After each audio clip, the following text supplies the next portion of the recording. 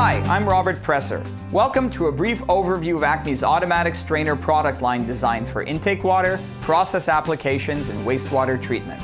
Acme's automatic scraper strainer has roots in mechanical separation technology that goes back over 60 years. Today, we produce units for line sizes from 2 inches or 50 millimeters up to 72 inches or 1.8 meters. The scraper strainer has significant advantages over competing designs.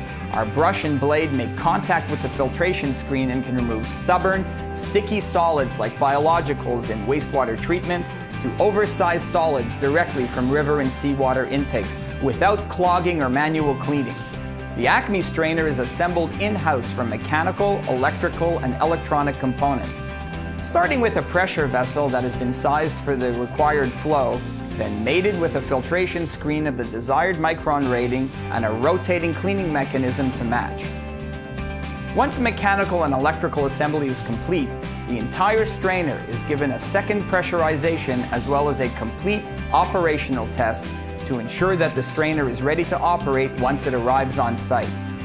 For certain applications that require a backwash strainer, Acme has developed a new backwash arm and screen combination that is more efficient than competing designs with even more suction distribution across the filtration surface.